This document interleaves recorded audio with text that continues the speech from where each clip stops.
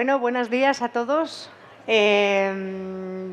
Todos aquellos que no os habéis sentado, os animo a sentaros. Vamos a dar una charla, va a comenzar la charla sobre neuropaisajismo y cómo la naturaleza puede ser utilizada como medicina para el cerebro. Gracias, lo primero, gracias a todos por decidir dedicarnos un tiempo para estar con nosotros esta mañana. Creo que no os vais a arrepentir porque es una charla muy divertida, es una charla que vais a aprender muchas cosas y que la vais a poder poner en práctica, que es lo importante. Bueno, antes de empezar me gustaría dar las gracias a IFEMA y sobre todo a Elena, de Regalo Fama, por habernos dado y haber confiado con nosotros un año más, una edición más. Creo que es una edición estupenda y espero que disfrutéis esta charla porque ya os digo que no os va a dejar indiferente y seguro que salís de aquí con una sonrisa en la boca y ya veréis por qué. Bueno, brevemente me voy a presentar para todas aquellas personas que no me conocen. Yo soy speaker habitual de IFEMA y para el Intergift, pero bueno, tengo una empresa que se llama Moi2Home, soy diseñadora de interiores y me especialicé en el diseño de interiores, pero basado en la neurociencia, aplicando los principios de la neurociencia, porque sí que es importante entender que el cerebro está muy conectado con nuestro entorno y que todo aquello que recibimos y percibimos nos afecta a nuestro bienestar emocional. Bueno, soy mamá de 2 niños, me encantan los huertos, la playa, pasar un buen rato con las amigas, con la familia. Y desde que comencé, la verdad es que nos ha ido bastante bien. Creo que el interiorismo consciente está cada vez más de moda, pero no porque sea una moda en sí, sino porque es un hecho. Son unos principios que se pueden aplicar y que tienen realmente una realidad en el cliente. Vamos a empezar con la charla para no liarme mucho más, que tenemos a 2 invitadas sorpresa que os van a gustar mucho. La neurociencia llevada a las emociones. Antes de comenzar todo, quiero que entendamos y explicar esta super slide que nos va a resumir cuál es el circuito que sigue el cerebro cada vez que nos enfrentamos a nuestro entorno. Quiero dejar claro que hay una base importante y es que nuestro cerebro no actúa de una manera neutral ante el entorno que vivimos, sino que con toda la información que tenemos en el subconsciente vamos a tomar decisiones en base a nuestro pasado, en base a nuestras vivencias. Por tanto, cada cerebro que está aquí ve las cosas de manera distinta. Para que entendáis esta slide, que es bastante compleja, quiero contaros una especie de historia para que lo viváis mejor y lo podáis entender. Imaginad que estáis en un salón muy acogedor, nuevo, recién decorado, precioso. Bien, pues todo nace con un estímulo. Los estímulos puede ser la luz que entra por la ventana o un pájaro que está sonando porque empieza a amanecer, o la textura del sofá que estamos viendo, el olor de una planta. Bueno, pues ese estímulo nos trae un recuerdo. Esos recuerdos se crean sentidos, vienen por los sentidos, nos genera una sensación. Nos evoca un recuerdo y lo mismo ese espacio que estamos viendo en ese momento, lo mismo nos recuerda, pues yo qué sé, cuando fuimos alquilamos una casa en la playa o la casa de la abuela. Esos sentidos, esa información viene por los 5 sentidos o incluso por el sentido cinestésico, que es el propio sentido de nuestro cuerpo. Bien, pues esa sensación se transforma inmediatamente en una percepción. Nuestro cerebro empieza a conformar una realidad y empieza a generar una imagen. Ese recuerdo se vuelve realidad. Todo esto que está pasando, esto que os estoy contando, sucede en décimas de segundo. Esa percepción, aquí viene lo fascinante, es que el 99% de toda esa información que nos llega de ese espacio que estamos viendo se almacena en nuestro subconsciente. ¿Qué pasa después? La percepción sucede en el sistema prefrontal, en la parte neocórtex, la parte del raciocinio, pero inmediatamente nos genera una emoción, que es una respuesta automática, no la pensamos, pasa principalmente en el subconsciente. ¿Cuál puede ser esa emoción? Puedo sentir frío, puedo sentir calor, es lo mismo ese espacio en el que estaba. Me recuerda a la casa de la playa, pues me da calma, me da calor. Incluso puedo llegar a recordar qué temperatura hacía cuando yo estuve en ese sitio, con quién estaba, qué hora era, que me hizo sentir tan bien. Bueno, pues esa emoción se transforma en un sentimiento, ese sentimiento de me gustaría volver ahí. o no, o si ya he vivido esto y no querría volver a vivirlo. Pero en nuestro ejemplo, estábamos en un salón acogedor, os gustaría volver a vivirlo. ¿Qué hace entonces el cerebro? Reacciona. El 80% de las decisiones que tomamos las toma nuestro subconsciente. Nuestro cerebro ya sabe la decisión que va a tomar, quiere volver ahí. Y lo mismo ese día dices, espérate, pues voy a llamar a mi marido y el año que viene vamos a repetir en este sitio. Y todo nació de un estímulo. Esto es el diseño subconsciente. ¿Qué es lo que pensamos? ¿Qué es lo que hacemos nosotros con nuestro trabajo?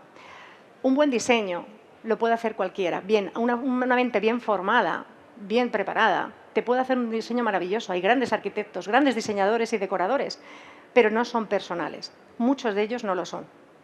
Sin embargo, cuando diseñamos, y un diseño brillante, cuando diseñamos conectados con el cerebro de ese cliente en concreto, con sus vivencias, sabiendo su historia, ahí conseguimos conectar y podemos crear grandes diseños. Porque nosotras, ni yo, ni las invitadas que os voy a presentar, decoramos paredes, ni diseñamos jardines así a lo bruto. Lo que hacemos es diseñar espacios que conecten con la emoción específica de cada uno de ellos. Bueno, no me quiero enrollar mucho más porque hoy tengo a dos súper invitadas. Son dos pedazos de profesionales. Ellas son Verónica y Carolina, se dedican al neuropaisajismo y yo tengo el gran placer de trabajar con ellas muy a menudo y por eso tenemos grandes clientes que les encanta. Espero que disfrutéis la charla y os dejo con ellas. Muchísimas gracias, Gemma. Qué cantidad de información y qué interesante todo. Pero ahora vamos a ver cómo lo aplicamos. Bueno, yo me presento. Soy Verónica Erasmo y soy paisajista. Llevo diseñando jardines desde hace más de 16 años y a través de esta trayectoria profesional lo que he aprendido es que los jardines no son solo zonas verdes de exterior, son lugares capaces de transformar la mente de las personas. Son capaces de transformar no solo la mente, sino también el cuerpo y las emociones. Yo ahora mismo quiero lanzar una frase así al aire para que os quede resonando y espero que cuando termine la charla, bueno, pues el germen de esta idea tenga más sentido para vosotros. Un jardín bien diseñado no solo se ve, se siente. Vamos a ver, para saber dónde estamos tenemos que saber de dónde venimos, porque la neurociencia se aplica en los jardines desde el principio, desde la antigüedad. Vamos a irnos para atrás. Los primeros jardines datan de 4.000 años antes de Cristo. Y ellos generaban un montón de sensaciones sin tener estos conocimientos del estudio. Bueno, para empezar, todos estos jardines hasta la industrialización son jardines de gente con poder, de gente con dinero. Tienen capacidad y quieren transmitir una serie de cosas. Nos vamos, por ejemplo, a Mesopotamia. ¿Aquí qué sucede? Pues hay un señor que se enamora locamente, se casa y se lleva a su mujer a un castillo que es un erial. Y claro, esta mujer se muere de pena. Y entonces él piensa, voy a hacer feliz a esta mujer. ¿Y cómo lo voy a hacer? Pues voy a llenarlo de plantas, voy a hacerle un jardín a Mitis. Y claro, ¿qué le regala? Los jardines colgantes de Babilonia. ¿Y para qué? Los jardines colgantes de Babilonia son para dar placer a una mujer, para generar felicidad. O sea, qué concepto más maravilloso. Y después cogemos y pegamos un salto corriendo y nos vamos a la Edad Media. ¿Y qué pasa en la Edad Media? Pues ahora sí que aparecen los grandes maestros que manejan todos estos conceptos de manera intuitiva y los aplican. Los aplican con un arte tremendo. Aparecen los jardines islámicos, la Alhambra de Granada. Fijaros la proyección de esta fachada sobre una lámina de agua, cómo genera esta sensación de amplitud. El cerebro lo procesa como un ambiente amplio, como bienestar. Y además empiezan a introducir los olores, los sentidos en el jardín. Tenemos los arrayanes, que son los mirtos, de los olores más maravillosos que hay.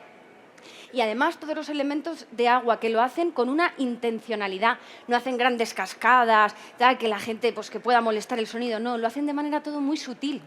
Y entonces seguimos avanzando, pum, y caemos en el Renacimiento. ¿Y qué pasa en el Renacimiento? No tiene nada que ver. Esta gente quiere controlarlo todo. Lo controla tanto que los jardines están prácticamente al milímetro podados, todo es recto, todo es ortogonal, todo es... Pero, amigo, descubren una cosa, que este tipo de jardines, prácticamente matemáticos, generan una sensación total de orden mental, que ellos es lo que quieren, el control, el orden mental.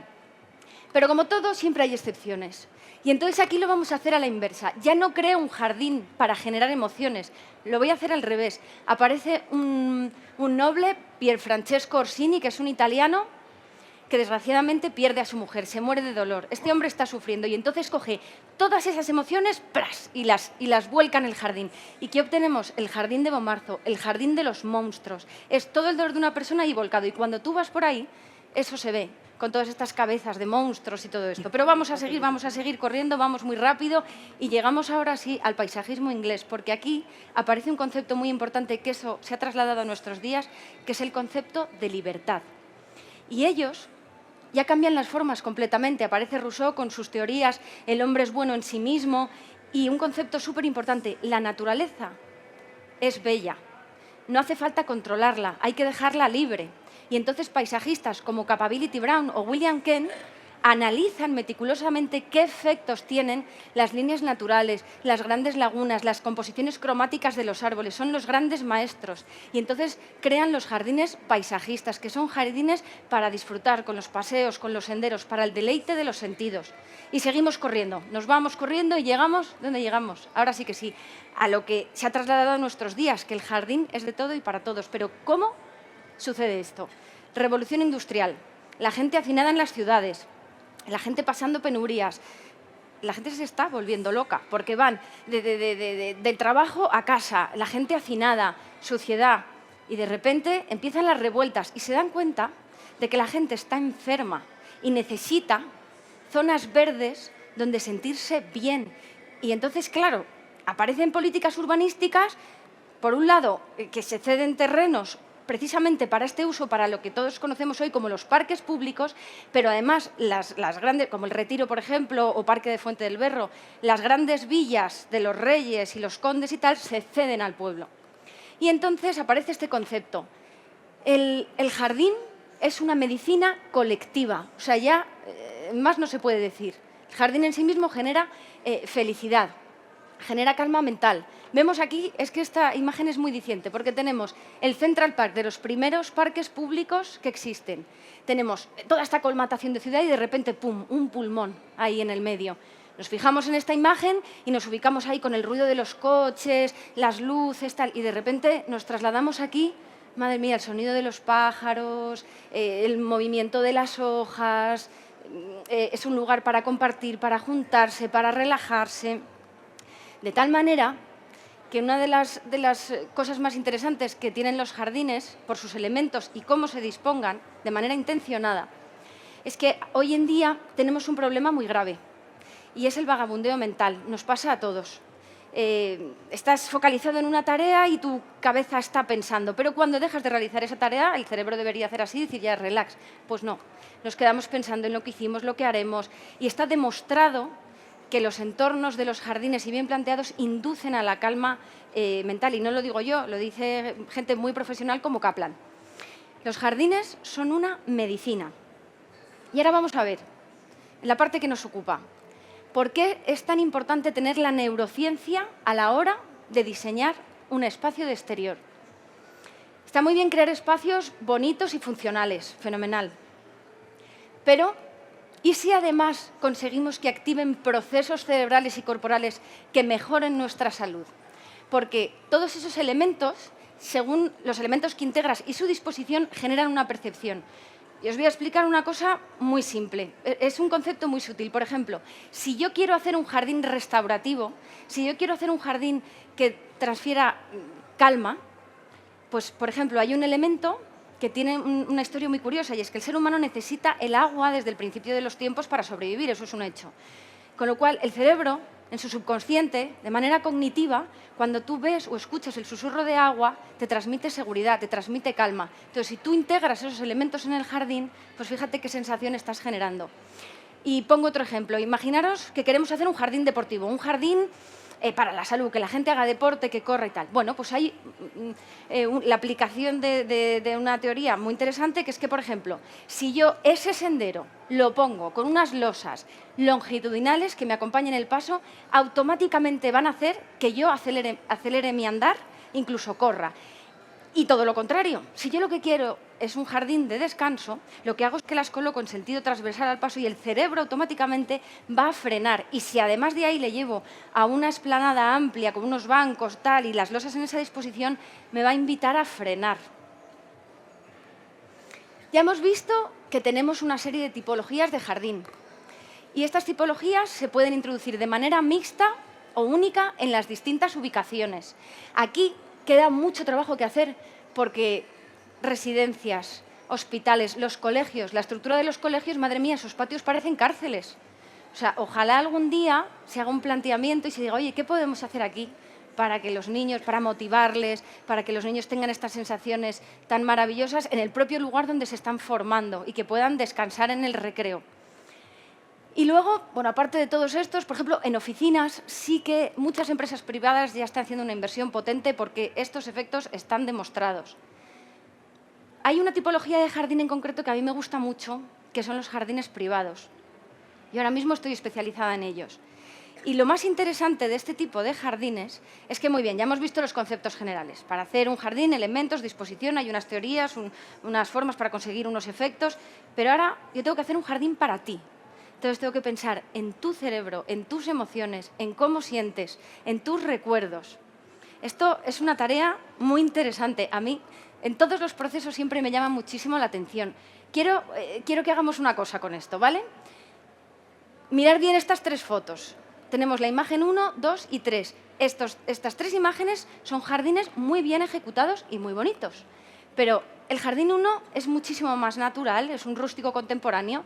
El jardín 2 es una zona más ordenada, es una zona que tiene un uso concreto. Y el jardín 3 es un jardín clásico, con líneas contemporáneas. Yo voy a pedir que miréis estas imágenes y os identifiquéis con alguna de estas tres fotos.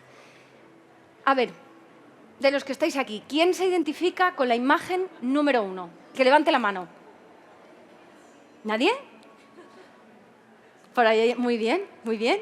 Dos, tenemos dos, perfecto. ¿Quién se identifica con la imagen número 2? Ostras, ostras, muy bien. ¿Y quién se identifica con la imagen número 3?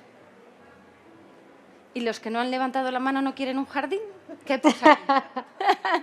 Bueno, hemos visto que en este grupo en concreto solo hay una persona que le encanta este estilo, cosa que me llama la atención porque es un estilo que gusta muchísimo.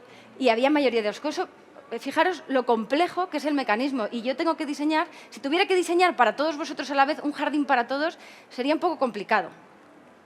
Entonces, ¿cómo se lleva a cabo este proceso individual?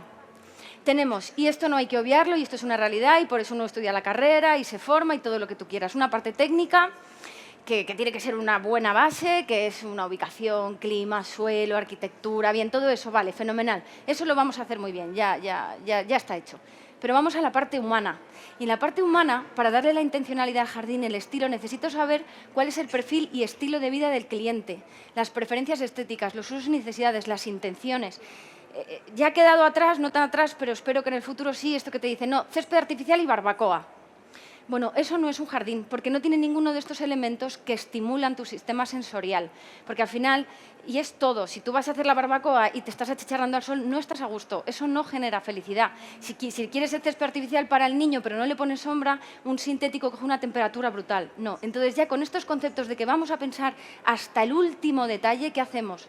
Escucha activa y percepción de detalles. ¿Y cómo se hace esto? Cuando hago la primera visita, bueno, de las primeras visitas que hice, yo fui al cliente y veo el jardín y veo un árbol precioso en el medio y había unas pisas así como medio dispersas y le digo, muy bonita esta zona, como estoy haciendo el análisis, pues yo aquí este camino veo que lleva a ningún lado. Y me contestó, va a las cenizas de mi madre que están enterradas a pie de árbol. Y yo dije, ostras, la he liado. Y ahí aprendí, a golpe de capón, que hay que escuchar. hay que escuchar y hay que escuchar y captar las sutilezas. Si yo llego a casa de un cliente y me encuentro que tiene todas las esquinas protegidas de las mesas y que no para de hablarme de lo muchísimo que quiere a su hijo único, cuando yo diseñe ese jardín tengo que tener mucho cuidado de no poner absolutamente nada que pueda suponer un peligro para la criatura, porque en la primera presentación va a obviar todos los detalles que he trabajado súper importantes, compositivos y tal, y va a decir, la piscina no tiene valla, ese árbol tiene pinchos, ya la hemos liado. Entonces, todos estos procesos son súper importantes para esta fase tan interesante del diseño de un jardín. Y el diseño de un jardín es una parte, pero luego viene la ejecución. Y la ejecución es otro proceso que también, aunque es complicado, pero tenemos que intentar que genere felicidad también, buenas sensaciones. Y de eso se encarga mi compañera, que además ya veréis que es una persona súper cálida, con lo cual ya tiene un porcentaje alto ganado para que la experiencia del cliente sea mejor. Te toca. Muchas gracias, Verónica, Gemma. Es un placer compartir este espacio con vosotras, ¿no? Efectivamente, crear un espacio no solamente es diseñarlo, hay que llevarlo a cabo, hay que hacerlo realidad. Y muchas veces es un proceso muy, muy convulso, ¿no? Yo quiero presentarme, quiero poneros en antecedentes. Soy Carolina Bustamante, llevo pues, más de 15 años jardineando, metiéndome en jardines en donde no me llaman, pero sí que me llaman, ¿no? Y hace 10 años pues, que estoy al frente de una empresa de ejecución, de Olea Gardening, y bueno, pues después de que ocurre toda la magia que os han contado tanto Gemma como Verónica en nuestro cerebro, llego yo con la maquinaria y con los chicos a incomodar un poco, a alterar la vida, pero también a crear, a plasmar ese diseño, ¿no? Y a hacer realidad ese sueño. Entonces, sí es verdad que es un proceso extenuante, que es tan extenuante como ilusionante, pero dar el paso al frente y decir esto yo lo voy a hacer una realidad y vas a terminar teniendo este espacio aquí para ti, para tu familia, es de valientes, ¿no? Entonces, bueno, sí es verdad que soy una persona muy inquieta, muy creativa. Desde muy joven, pues, mi pasión por la naturaleza me llevó a pensar que nunca quería estar en una oficina, y al final en el paisajismo pues he encontrado un poco la horma de mi zapato, ¿no? Así que, bueno, sí que me gustaría pararme un momentito a distinguir dos términos muy brevemente que normalmente se confunden: jardinería y paisajismo. Jardinería es hacer una instalación de riego sin pensar. Jardinería es plantar un árbol sin que tenga ningún orden. Vas a ejecutar un proyecto en el que no hay esa personalidad y simplemente lo haces, que eso pasa pues muchas veces en obra pública, ¿no? Como bien decía antes Verónica, pues bueno, hay muchas veces ese criterio lo deciden otras personas que no están. Eso es jardinería. Paisajismo es otra cosa. Paisajismo es un arte, es modular la naturaleza, encajarla dentro de un espacio a nuestro gusto, orquestar un espacio según van pasando las estaciones, ¿no? Que muchas veces te dicen los clientes, me encantan las flores, ¿y cómo consigues que haya flores en invierno? Pues las hay, hay que ponerlas y hay que prestar atención a cómo es el interior, ¿no? Ahí tenemos que estar todas las partes muy conectados, porque al final las ventanas de la casa pues son marcos al paisaje que estamos modulando, al paisaje natural. Por lo tanto, pues a lo mejor si en el ventanal del salón te está diciendo el cliente que celebran siempre la comida de Navidad, pues hombre, tienes que pensar en algo que en Navidades esté muy bonito, ¿no? No solamente en verano. Entonces, bueno, es un proceso muy bonito, muy bonito. También es convulso. Durante todo este proceso todos tenemos que disfrutar. Y no es fácil. No es fácil mantener la corteza prefrontal sin estrés, tranquila, calmada, y que toda la seguridad y el control, ¿no? Tener esa sensación de control, prevalezca durante todo el camino. Una obra siempre es incómoda, ¿no?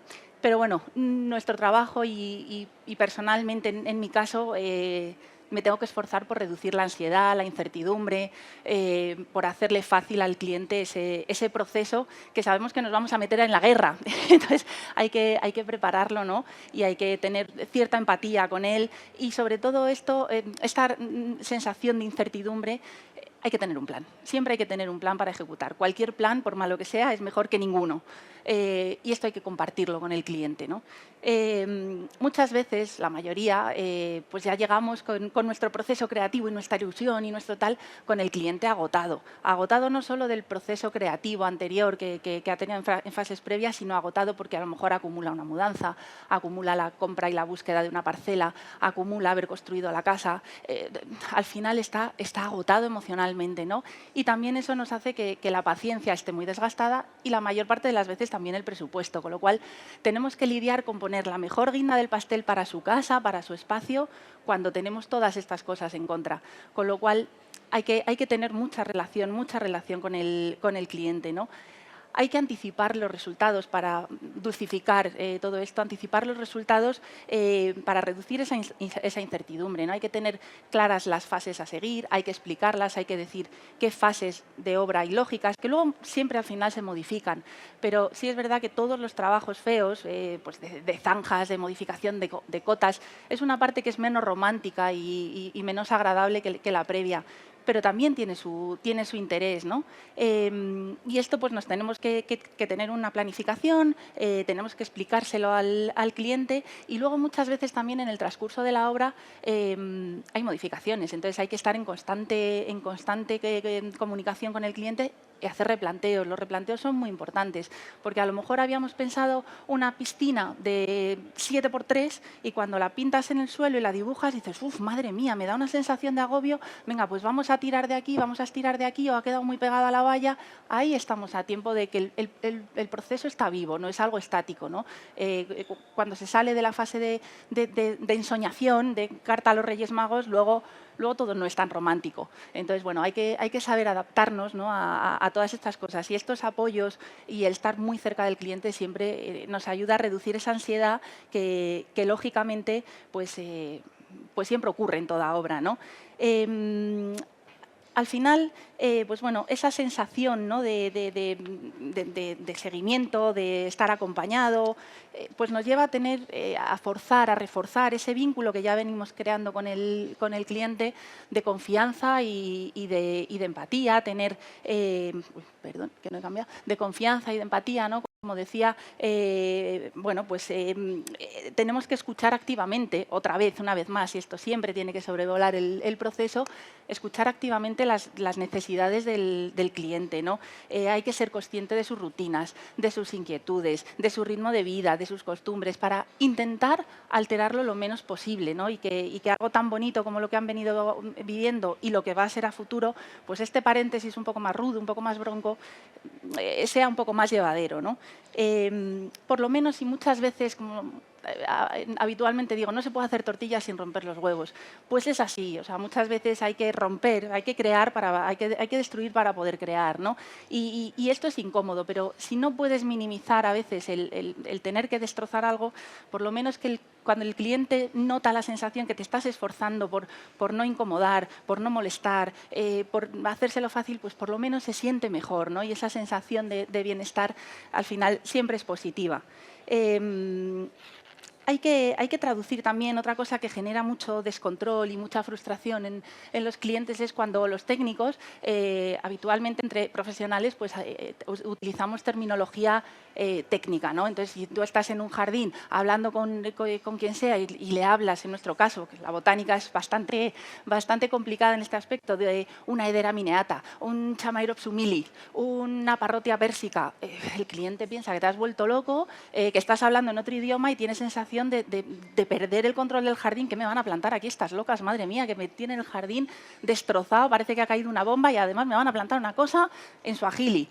Bueno, pues muchas veces tenemos que frenar un poco el ritmo, ¿no? Entender que no estamos entre profesionales que nos entienden este lenguaje y decir, oye, mira, te voy a plantar una hiedra de hoja pequeña. Hombre, pues esto ya me relaja, ¿no? Pues hiedra no, porque crece mucho, porque tal. Una palmera del Himalaya. Ah, bueno, pues sí, pues qué bonitas, pues todo el mundo lo entiende, ¿no? O un árbol del hierro, bueno, pues uno lo puede conocer, otro no.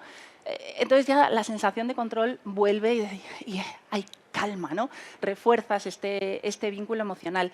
Claro, aquí llegamos a una parte que muchas veces las plantas no tienen una traducción, no tienen una conversión, su nombre científico a unos términos más coloquiales, o el cliente no los conoce, entonces constantemente tenemos que apoyarnos en imágenes, tirar de Google, tirar de tal, y luego llega un momento cuando se decide la plantación y se pone nombre y apellido a cada planta específica, ¿no? La visita a vivero. La visita a vivero es un momento precioso, ahí Verónica vuelve a entrar de lleno, le encanta, es una apasionada, y ahí refuerzas otra vez muchísimo el vínculo emocional, vuelves a recuperar toda la ilusión porque acercas el momento final, ya el cliente puede visualizar el árbol exactamente que va a ponerse ahí, que no tiene un nombre, no, es ese individuo, ¿no? Es ese ejemplar, esas flores que van alrededor de la piscina son esas y no son aquellas. Entonces, bueno, personalizar todo eso sigue ayudando, ¿no? Luego también hay que entender durante el proceso, pues es un proceso que hay ruidos, hay veces que hay que cortar los accesos a la vivienda, hay que cortar el suministro de un momento determinado de iluminación, de agua. Hay que generar polvo porque es así, es una obra. Bueno, pues si ese diálogo es constante, pues hombre, intenta, sabiendo las costumbres de los clientes, pues no cortar el acceso justo cuando va a salir a la oficina o justo cuando llegan los niños del colegio. Pues si te ha contado que tiene una videoconferencia de trabajo a las 11, pues hombre, no te vas a poner con el pistolete debajo de la ventana de su despacho a hacer ruido. Bueno, pues todo este tipo de detalles, ¿no? Hay que estar muy encima en la obra.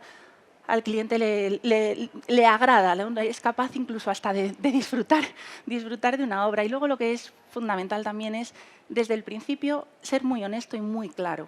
En la obra van a surgir imprevistos. Yo llevo más de 15 años haciendo obras, he hecho muchas obras y puedo asegurar con total tranquilidad que ni una sola ha salido exactamente como la hemos planificado. Ni una. Siempre hay imprevistos porque hay cosas que no dependen de uno. Un porte que falla, 2 días que llueve, de repente hay que modificar las fases de la obra porque una zona que estaba prevista para tal, hay que terminarla para que el electricista vaya, porque si no retrasamos un mes. En fin, esto hay que ser consciente que siempre hay imprevistos y que surjan para nosotros es cotidiano, para el cliente puede llegar a ser muy, muy estresante y muy agobiante. Nosotros sabemos que siempre se soluciona y que el resultado final no varía. Y esto pues hay que transmitirlo y hay que dar esa sensación de calma y de tranquilidad y seguir velando por el bienestar durante todo este proceso, ¿no?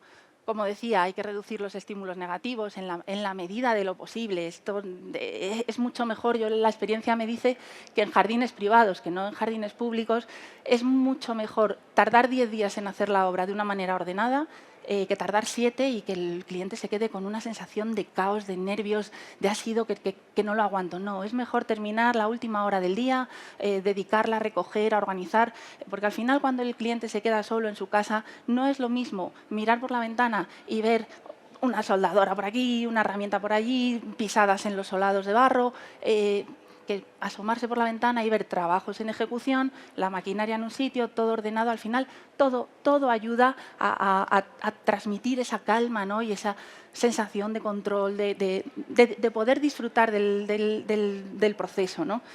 Luego, otra cosa que hay que hacer, porque nosotros estamos muy acostumbrados y sabemos cómo funciona, ¿no? Y todas las obras al final llevan casi las mismas fases. El progreso tiene que ser visible. Hay una fase que es larga, que es la inicial y la media en todas las obras, en las que es muy desagradecido lo que hacemos. ¿Por qué? Porque estamos modificando cotas, estamos trabajando con tierras, estamos abriendo zanjas para meter instalaciones, estamos haciendo drenajes. Al final el cliente eso no lo aprecia, no tiene ese conocimiento técnico. Solo lo que ve es que llevas 3 semanas con el jardín levantado, con tierra, con barro, con suciedad. Y realmente lo que estás haciendo es las tripas del jardín, estás haciendo el alma, lo más importante. Luego ya una vez que rastrillas en 2 días es poner la cobertura como si pones una alfombra y tú sabes que ese momento va a llegar y es cercano. Pero el cliente al final siempre en todas las obras se produce en este momento un momento de crisis, ¿no? De decir, madre mía, estos no van a acabar nunca. Pues sí, todas las obras llegan a su final, llegan a un final, ¿no? Y esto es importante también dulcificar este aspecto, ¿no? Creando hitos con pequeñas celebraciones. Pues, oye, ya verás, mira, cuando acabemos con la instalación de electricidad, vamos a darle a la luz para que veas cómo se va a iluminar y tal. Bueno, pues siempre mantener un poco la llama viva, porque hay que mantener, es muy importante que la ilusión y la motivación no desaparezcan, ¿no? siempre uno cuando se construye una casa o se hace un jardín, que no es algo que normalmente la gente haga todos los días, pues hay que recordarle que hubo un momento en el que tuvo mucha ilusión en hacerlo. Entonces, bueno, pues hay que incluir en todo este proceso sorpresas positivas. Pues yo qué sé, en un momento de desánimo que lleva lloviendo mucho tiempo, llevamos un retraso, un imprevisto, un tal, pues el aparecer en un momento con una plantita que te ha contado que le recuerda a su abuela, pues hombre, reconforta. O que si los chicos, a veces el desánimo no viene solo del cliente, también a mí me toca jugar con el ánimo de los chicos, ¿no? del equipo de ejecución en sí, de producción, pues cuando los ves desanimados porque la cosa no avanza, porque ha habido un problema, porque han discutido con otra contrata, porque tal, pues llegar con un chocolate con churros a la obra, pues también reconforta, ¿no? y también transmite al cliente que, pues, que somos un equipo, que todos estamos implicados y que su proyecto en ese momento es nuestro foco y nos dejamos la vida en ello. Es importante también reforzar con anticipación el resultado final. Yo aquí juego un poco como perro viejo, ¿no? con la experiencia. Cuando llega ese momento de crisis y sabes que a los 2 días la futura pradera va a pasar de ser una bomba desordenada tal a que vas a poner el tepe y va a quedar aquello como un campo de fútbol, siempre es un efecto de wow, yo lo sé que eso va a pasar, porque pasa siempre, pero el cliente no lo sabe. Y entonces a mí me gusta generar un poco de expectación con eso, ¿no? Pues recreando, anticipando escenas en las que va a disfrutar. Pues ya verás que en 2 días llega la planta y aquí te vas a ver tú tomándote un vino tranquilamente, con los niños jugando en la pradera y el abuelo metiéndose en la piscina. Ya verás cómo vas a disfrutar a la sombra de este árbol que vimos en el vivero, ¿qué tal? Bueno, pues eso acerca al final, ¿no? y también acorta y mantiene viva la ilusión. Y luego, bueno, pues es fundamental, por supuesto, reconocer al cliente como co-creador. O sea, nosotros somos la herramienta, somos las manos del cliente, pero ningún proyecto sería posible sin ese cliente, porque estamos trabajando para esa persona en concreto, ¿no? Entonces, el artífice de un jardín es el cliente. Yo siempre digo que somos muy afortunadas, porque en cada proyecto nos dejamos el alma, nos va la vida. Cada proyecto tiene un poquito de nosotras, pero es que nosotras tenemos la suerte de llevarnos un pedacito de cada uno de vosotros, ¿no? De cada uno de los proyectos. A mí me gusta mucho cuando voy por zonas que hemos hecho muchos jardines o pasas por urbanizaciones que haces uno y qué bonito, y haces otros 3 en la misma urbanización. Pues cuando paso, incluso con mis niños, con el coche, tal, digo, me he dejado aquí 4 meses de mi vida. Espero que lo estén disfrutando. Es muy reconfortante cuando un cliente te manda una foto y que cómo lo estamos pasando de bien con el jardín de fondo iluminado y tal. Muchas gracias. O nos invitan, como también pasa muchas veces, a la inauguración del jardín y te ponen mirar el jardín en marcha, ¿no? Y ellas son las artífices. No. Quien ha puesto el alma eres tú. Este es tu espacio y nosotros simplemente lo hemos hecho. Total, resumiendo y voy acabando porque hay preparada una historia que va a ser muy divertida. Finalmente, el cliente se siente bien cuando entiende lo que ocurre porque le has hablado con claridad. Confía en quien dirige cuando has trabajado ese vínculo emocional, le has generado, has reforzado esa confianza y te has mostrado empático con él. Y sobre todo porque todo esto se hace por una recompensa y es tener tu jardín. Bueno, pues cuando consigues que no solo se motive con la recompensa, sino también disfrute con el camino, el trabajo está hecho. Así que ahora, no sé, vamos a ponerlo en práctica. Yo no sé, Verónica tiene algo preparado. Vamos a construir aquí un jardín o no sé. Quiero hacer un experimento. Esto está muy bien en el papel. La presentación fantástica, muy bonito, qué bien. Pero yo quiero diseñar un jardín aquí. Quiero que veáis cómo es el proceso real. Y para eso necesito ayuda. Porque el jardín es para alguien, entonces necesito a ese alguien. Gemma, por favor, ¿me puedes ayudar? Venga, y necesito que coges el guión y necesito ayuda. Se me acota la cosa porque necesito un hombre. Y solo hay uno. Entonces lo siento muchísimo. O alguien que haga de hombre. Pero te prometo que no duele. Es una cosa muy sencilla. Y hay que repetir. No, vamos a procurar tu bienestar y confort, porque ya hemos dicho que este proceso es así. Entonces, si eres tan amable de sentarte. Venga, nos sentamos tú y yo. Hola, nuevo marido, ¿qué tal? Porque se supone que somos marido y mujer. No os presentéis, que os presento yo. Perdón. Vosotros estáis casados. Casados. Sois una feliz pareja. Sois una feliz pareja que lleva muchísimos años casados. Y entonces, pues ahora ya queréis el jardín. Le coge el micro y cuando le toque, porque tú le tienes que dirigir. Ah, claro. Tú y yo tenemos aquí Esto las es así. respuestas, mira. Espera un momento que me tengo que poner la gafas. Vamos a ponernos las gafas, si no me las dejas a mí. Vale, Muy bien. nos va a hacer la pregunta. Ellos me han conocido aquí en... El rojo. Yo, o sea, que tengo que A ver. decir eso, ¿no? El rojo. Sí. Esto es. Ellos me han conocido aquí en la feria. Le he dado al botón sin querer, ¿verdad? Sí, ya les pasa para adelante. Me han conocido aquí en la feria y me han contratado. Estoy en su casa. Esta es su mansión, ¿vale? Y entonces empieza, ¿qué hemos dicho? Ya medido fuera y todo. Escucha activa y fijarse en los detalles. Entonces yo empiezo a hacer una serie de preguntas. Encantada. Encantada. Muchas gracias por contratar mis servicios. Un verdadero placer. Voy a Igualmente. intentar satisfacer todas sus necesidades. Eso esperamos. Vamos a ver. Ponle el micro. Yo te pongo el Muchas micro. gracias. Ahí. Vale, vamos a ver. ¿Esta vivienda es su vivienda habitual o es una segunda residencia? No, no, es una vivienda habitual que yo espero acabar mis días aquí con mi marido, pues porque la ilusión es jubilarme para disfrutar de la vida con él. Totalmente de acuerdo. Totalmente de acuerdo. Perfecto, muy bien. Vale, pues ya está. Pues esto que nos dice, que es el jardín de su vida. Hay que poner toda la carne en el asador. No es una segunda residencia o una vivienda para alquilar que quieres que quede mono. No, vamos con todo. Voy a hacer la pregunta, pero no me contestéis. ¿Cuántos sois en casa? ¿Por qué lo pregunto así? Porque si yo le pregunto, ¿tenéis hijos? Igual estoy tocando una fibra que no interesa. Entonces no pregunto si tienes hijos o lo que quieras sea que tengas. Pregunto cuántos sois y entonces obtengo esa información. Ahora sí, ¿cuántos sois? Pues mira, estamos mi marido y yo, pero recibimos muchas visitas. Bueno, él tiene 6 hijos de un matrimonio anterior. Sí, y pocos me parecen. Perfecto. Muy bien. Vale, fenomenal. Ya tengo toda esa información. Y ahora, esta pregunta se lanza al aire, que a mí lo que me interesa es ver qué hay en sus cabezas, pero muchas veces ni siquiera lo saben, pero hay que hacerla. ¿Tenéis alguna idea de qué cosas os gusta hacer en el jardín? Pues sí, mira, piscina queremos seguro y un tobogán para entrar en la piscina, porque nos gustan las cosas divertidas. Ah, y nada de césped, por Dios. No, tobogán no. ¿Qué cosas se te ocurren, Gemma? Lo más importante es el comedor. Me encanta cocinar al aire libre, imagino una gran mesa con barbacoa. También quiero una cascada, algo monumental. Perfecto, muy bien. Ya tengo un montón de información más que voy echando en la recámara. Ahora, otra pregunta, y con esto terminamos.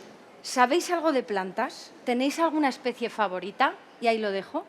Pues no mucho, pero yo siempre recuerdo el jardín de hortensias de mi madre que tenía en el pueblo y me gusta bastante. ¿Pero tu madre va a vivir con nosotros? Bueno, vendrá a quedarse por temporadas. Madre mía. Perfecto. Bueno, aquí yo les corto, hablo de otra cosa porque tienen una conversación pendiente y yo no tengo nada que ver y no quiero que esa reunión se vuelva tensa, ¿vale?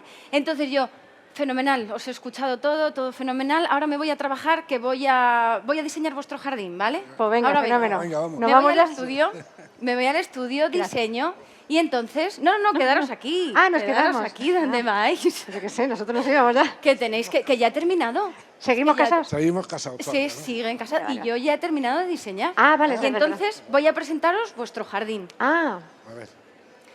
¿Es este vuestro jardín? no. Vaya, a ver. Uy, ¿Dónde está mi piscina? claro, efectivamente, aquí no hay piscina.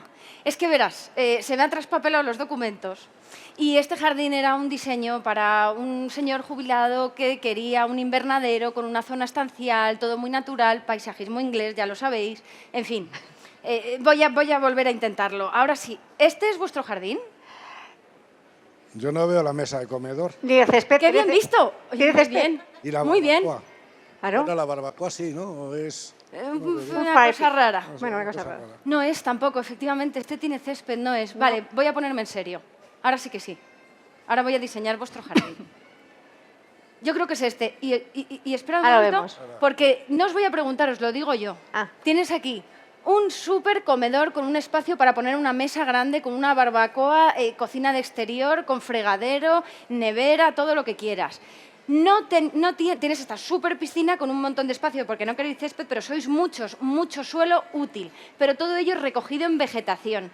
Tenéis aquí, porque tú querías un tobogán, pero él no quería un tobogán. ¿Qué he hecho? Vamos a llegar a un punto intermedio. Voy a poner un juego que son unos columpios en un embarcadero, que además los embarcaderos son lugares para el descanso.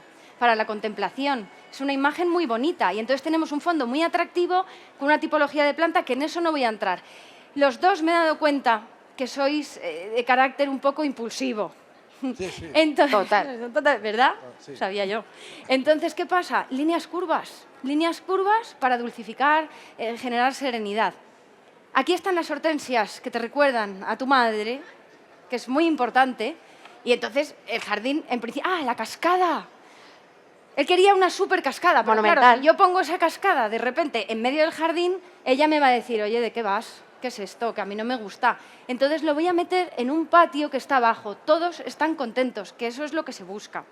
Entonces tenemos la configuración de ese jardín completo, que esto es un ejemplo real, configurado. Y vale, muy bien, ya tenemos el diseño. Vale, perfecto, ponte a trabajar, vamos a ejecutar. Entonces viene Carolina, coge el pico y la pala. Hago magia, te traigo la varita. Y empieza a trabajar. Es un trabajo que intenta que todo ese proceso sea súper agradable, porque al final lo que va a suceder es que que esto es un ejemplo real, es su jardín, de verdad, con sus columpios, su embarcadero, su piscina, su cocina, su comedor, su salón, sus plantaciones con muchísimo color y este pedazo de comedor para más de 6 personas. Y aquí tenemos la finalización del jardín hecho realidad.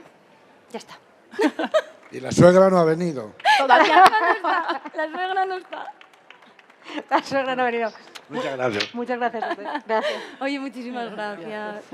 Bueno, pues Pues ya espero que le seguimos dando al botón. Yo espero que si alguien tiene alguna pregunta, no sé si os ha gustado, no os ha gustado, si habéis aprendido estos conceptos. Si alguien tiene alguna pregunta, es el momento. Tenemos aquí a las expertas. ¿No? Os habéis enterado de todo súper bien, ¿verdad? Espero que hayáis disfrutado. Aquí os dejamos, por si acaso queréis, los contactos de alguna, que tenemos aquí el contacto, el mío, que es de la empresa de interiorismo, y la parte de Beca, que es la parte de paisajismo. Si queréis algo, pues nada, hasta aquí. Un placer, chicas, y que sigáis disfrutando de la Muchísimas feria. gracias. Muchas gracias. Muchas gracias a vosotras.